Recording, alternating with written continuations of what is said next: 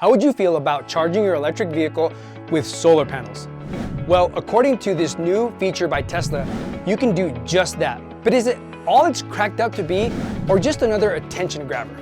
This video will uncover what this EV charging feature is all about.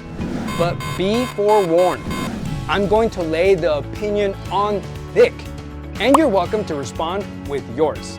This new feature is called Solar Charge Mode, a new option in the Tesla app that allows you to charge your car directly from your solar panels without using the grid or battery.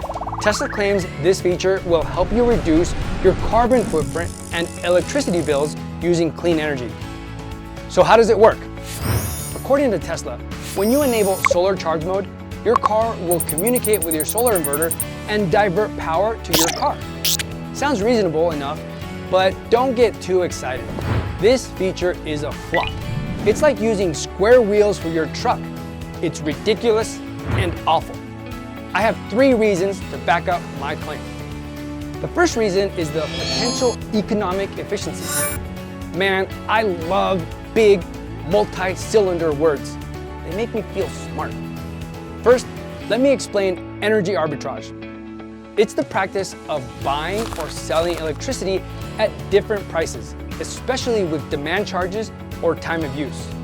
With solar, you can sell excess electricity to the grid when the prices are high and repurchase it when the prices are low. This way, you can make or save money by taking advantage of price differences. There's more to energy arbitrage and buying low and selling high through net metering. You can learn more about it with this video here. With Solar Charge Mode, you're giving up the value of the more expensive electricity your system generates during peak hours, or are being charged additional fees for the demand that Tesla puts on the grid. Either way, you're losing money by using this feature. The second reason charging your car with solar sucks is that you overestimate your solar production capacity. The solar panels will produce electricity very slowly for how much power the Tesla needs to charge. According to Tesla, the average Model 3 consumes about 250 watt-hours per mile. That means to charge a car for 100 miles, you need about 25 kilowatt-hours of electricity. And how long does it take to generate that amount of electricity from your solar panels? Well, it depends on many factors, such as the size of the system, the panel orientation, and the weather. But let's say you have a 6 kilowatt system, and let's say you live in a sunny area where you get an average of 5 hours of peak sunlight daily. That means your system can produce about 30 kilowatt hours of electricity daily, just enough to charge your car for 100 miles. But that's assuming you don't use any electricity for anything else in your home, which is unrealistic. And that's also assuming that you have perfect weather conditions every day. Here, the weather's perfect, Which is also unlikely.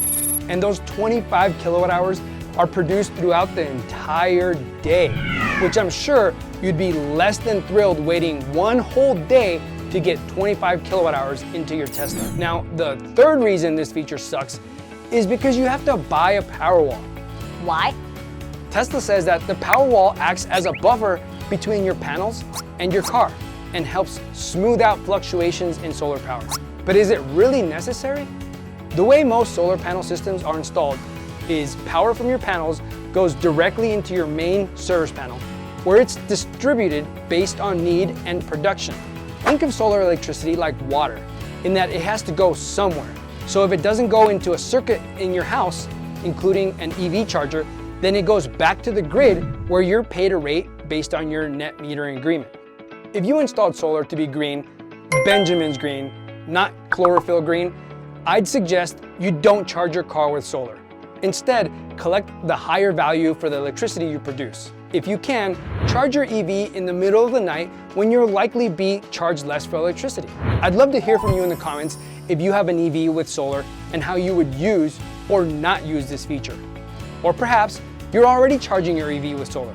If so, tell us in the comments how that's working out for you. It's my opinion that this solar charge feature sucks, as I mentioned earlier, but perhaps I'm not understanding something or I'm missing the value.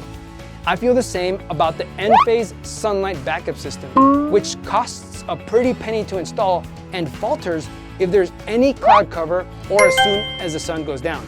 Watch this video about that product and perhaps save yourself the $7,000 asking price for a half-baked backup system.